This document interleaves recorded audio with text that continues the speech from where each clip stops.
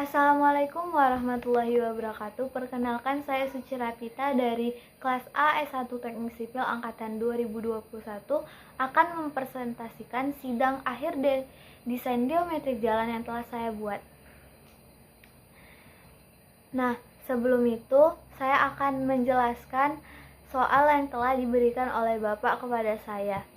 Nah, yang pertama itu distribusi lalu lintas yang akan saya jelaskan pada slide berikutnya. Lalu pertumbuhan lalu lintas atau I 3% per tahun, umur rencana 20 tahun, letak as jalan rencana di titik awalnya ada D dan titik akhirnya M, serta fungsi dan kelas jalannya jalan kolektor primer dan kelas 2. Distribusi lalu lintasnya, yang pertama adalah sepeda motor, ada 4.191 per hari, mobil penumpang 2.536, bus kecil 16, bus besar 21, truk 2 sumbu 582, truk 3 sumbu 472. Selanjutnya, saya akan menjelaskan tentang klasifikasi jalan. Jalan merupakan prasarana transportasi darat yang meliputi segala bagian jalan, termasuk bangunan pelengkap dan perlengkapannya yang diperuntukkan bagi lalu lintas. Nah, pada tabel ini saya tadi sudah menjelaskan mengenai distribusi lalu lintas itu sendiri. Tertera juga ada faktor pengalih dan SMP per harinya.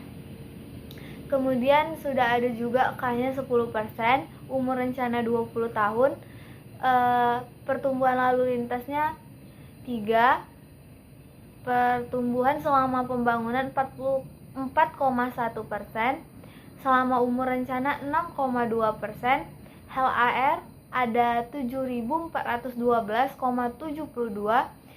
LHRTTB 8.362,381, dan LHRTD akhir ada 27.849,69. Jadi KJD yang didapat adalah 2.784,97. Nah, dari KJD tersebut saya menyimpulkan bahwa saya memakai lebar jalan 9,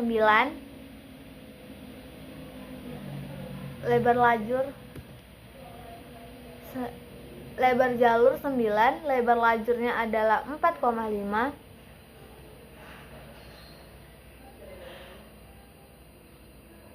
dan rumajanya ada 14 dan rumijanya 15. Berikut adalah trase awal saya dari titik D ke titik M, bisa dilihat pada gambar berikut. Nah, selanjutnya adalah jarak pandang. Jarak pandang adalah panjang jalan di depan pengemudi yang terlihat. Jarak pandang yang harus ada di jalan adalah yang mencukupi untuk kendaraan berjalan pada kecepatan desainnya dan berhenti sesaat sebelum mencapai objek atau halangan yang ada pada jalur jalannya. Nah, jarak pandang dibagi menjadi beberapa. Dia contohnya ada jarak pandang henti, jarak pandang mendahului. Untuk rumusnya ada tertera pada slide. Kemudian setelah itu kita menentukan koordinat dan grade setelah menentukan trase tadi. Pada trase kita paste koordinat yang di-cat-nya, terus kita salin ke Excel. Setelah itu didapatkan panjang trase dari titik awal ke titik akhir.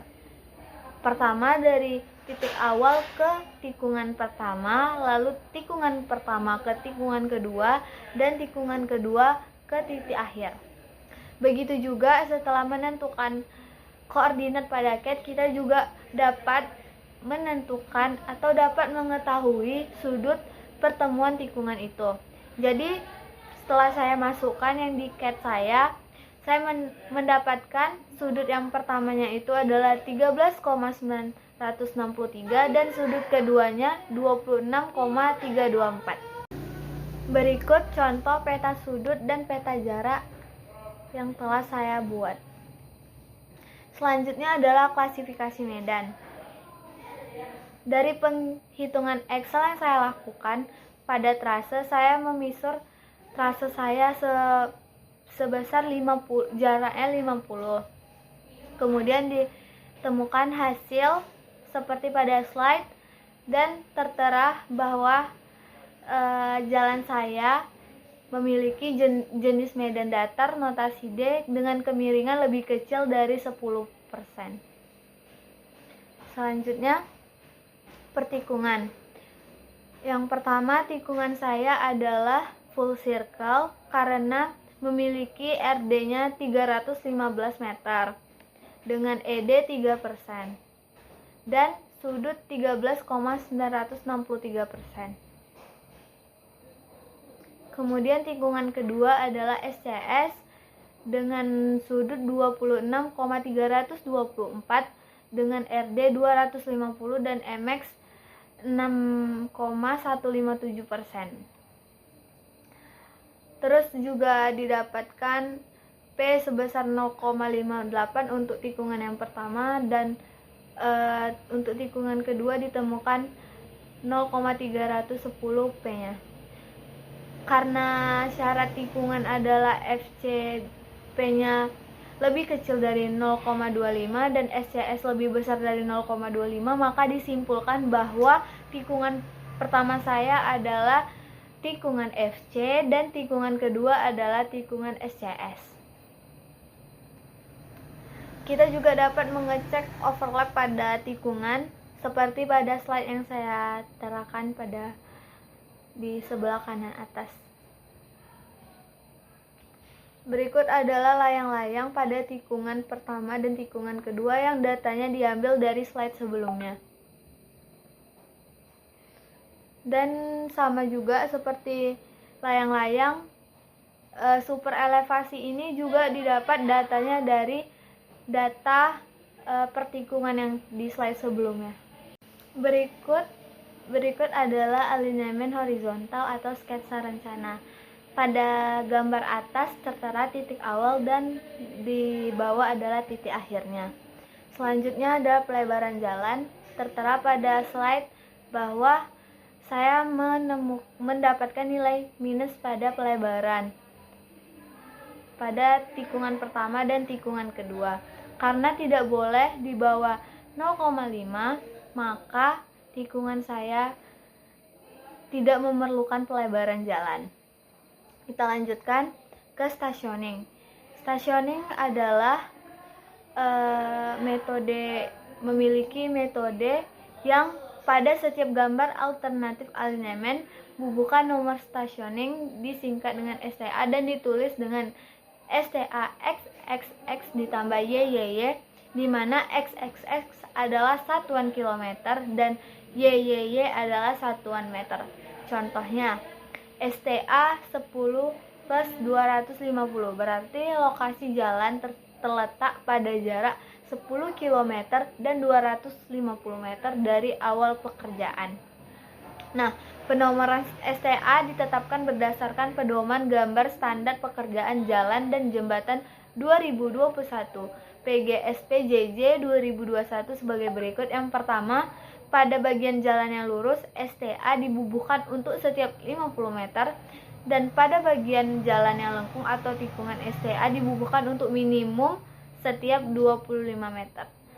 Yang ketiga, penulisan STA pada gambar dilakukan di sebelah kiri dari arah kilometer kecil ke kilometer yang besar. Selanjutnya adalah tabel stationing yang telah saya perhitungkan dari CAD saya, bisa dilihat pada slide. Dan ini adalah titik penting dari stationing saya, di mana TC P1 dan CT kepemilikan FC dan TS SC P2 CS ST itu adalah kepemilikan SCS. Berikut adalah plot long X saya yang diambil dari elevasi si stationing tadi yang dikali 10, lalu kita plot dengan rumus, lalu bisa kita lanjutkan untuk mengerjakan alinemen vertikal. Nah, di alinemen vertikal ini kita mengerjakannya setelah kita plot silong tadi. Nah, terus sudah dapat seperti pada slide, alinemen vertikal yang saya dapatkan.